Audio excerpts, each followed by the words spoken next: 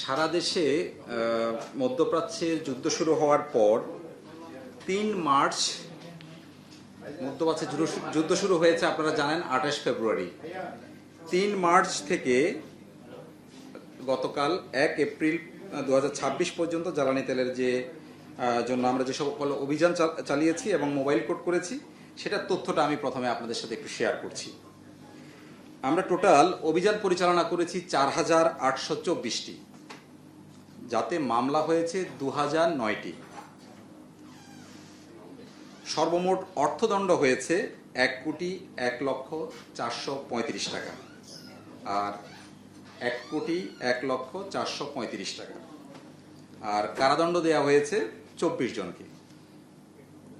এ যাবৎ অবৈধ মজুতকৃত জ্বালানি উদ্ধারের একটা সংক্ষিপ্ত তথ্য আমি আপনাদের সাথে শেয়ার করছি। ডিজেল উদ্ধার হয়েছে ২,৭১,৩৭৪ লিটার।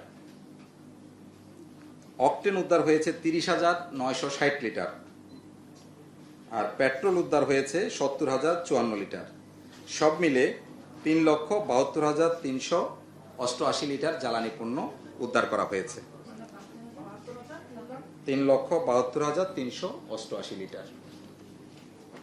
এটা তথ্য আমাদের পিআরও সাহেব আপনাদের সাথে শেয়ার করবে।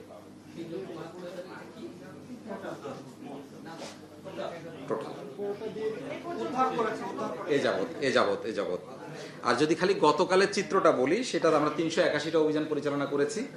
তাতে ১৬৯টা মামলা হয়েছে এবং ৮,৮৬,০০০ টাকা অর্থদণ্ড হয়েছে, একজনকে কারাদণ্ড দেওয়া হয়েছে। এটা গতকালের চিত্র। আর গতকাল আমরা ডিজেল উদ্ধার করেছি ২৪,৪৮২ লিটার, অকটেন উদ্ধার করেছি ১০ লিটার, পেট্রোল উদ্ধার করেছি ৩৯৫ লিটার, মোট ২৫,৫৩৭ লিটার। তো এই হচ্ছে আমার কাছে আমাদের দিক থেকে তথ্য। এখন আপনাদের যদি কোনো প্রশ্ন থাকে আমি আপনাদের সাথে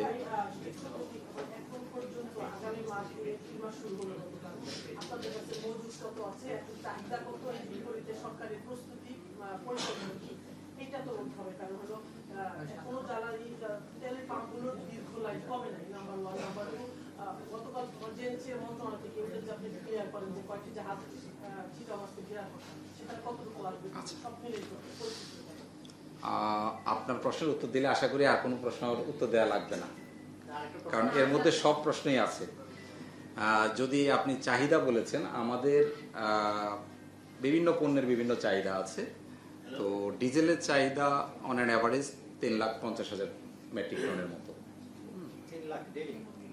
জি, ৩,৫০,০০০ পার ডে না, পুরো বছরে ৩,৫০,০০০ মেট্রিক টন বছরে। তো এর বাইরে আমাদের সবচেয়ে প্রয়োজনীয় যে জ্বালানি পণ্য, এর মধ্যে অকটেন এবং পেট্রোল আছে। এই দুটো আমাদের আসলে মাসে দরকার হয় প্রায় ৭০,০০০ মেট্রিক টনের মতো। হ্যাঁ, ৭০,০০০, সরি আমি বলছি যে বছরে ৭০,০০০ মেট্রিক টনের মতো। একটু আমি দেখে বলি আপনাদেরকে। আচ্ছা, দৈনিক আসলে ১২০০ মেট্রিক টন আমরা পেট্রোল, অকটেন এবং ১৪০০ মেট্রিক টন, ১২০০ মেট্রিক টন। তো এইটা আমাদের পেট্রোল এবং অকটেনের ক্ষেত্রে আমি আপনাদেরকে বলি যে আপনি যেটা জানতে চেয়েছেন, আমাদের আসলে আমি হিসাব করে দেখেছি যে আমাদের পর্যাপ্ত মজুদ আছে, একদম পর্যাপ্ত মজুদ আছে, অ্যাসিওর ইউ। ফলে কোনো সংকট নেই। আমি একটু শেষ করে দিচ্ছি ভাইয়া। তারপরে হলো ডিজেলের ক্ষেত্রে আপনি যেটা জানতে চাচ্ছেন, আমি আগেও আপনাদেরকে বলেছি যে আমরা এক মাস করে, কিন্তু কারণ আমরা আসলে মান্থলি প্ল্যান, বছরের প্ল্যানটা করতাম এবং মান্থলি এগুলো আনার কাজ করতাম। তো এখনও আমরা তাই করছি এবং কোনো সংকট ডিজেলের ক্ষেত্রেও নেই। এপ্রিল মাসটা আমরা পুরোপুরি নিরাপদ আছি।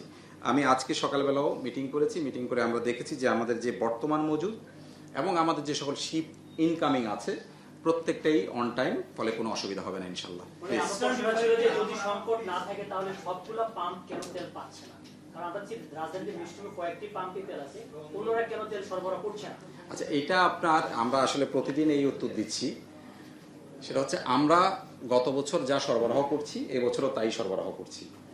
এখন পেট্রোল পাম্প মাঝে মাঝে বন্ধ থাকছে, এটা আমিও দেখছি, কিন্তু এটা আসলে আপনারা জানেন যে মানুষের মধ্যে প্যানিক বাইংটা এখনো বন্ধ হয়নি, যে কারণে পেট্রোল পাম্পগুলো সাপ্লাই চেইনটাতে ইন্টারাপশন হচ্ছে মাঝে মাঝে।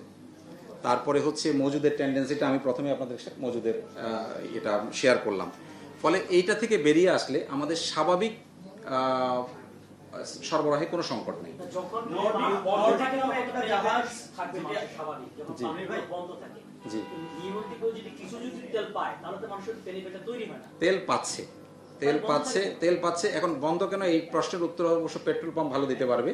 কিন্তু আমরা যেটা সরবরাহ করি আপনাদের নিয়ন্ত্রণে নেই না, আমরা সরবরাহ করি পেট্রোল পাম্প, মানে সরাসরি তো আমি মন্ত্রণালয় থেকে এটা বলতে পারছি না আপনাকে, কিন্তু আমরা সরবরাহ করছি যথানিয়মে যথাযথভাবে।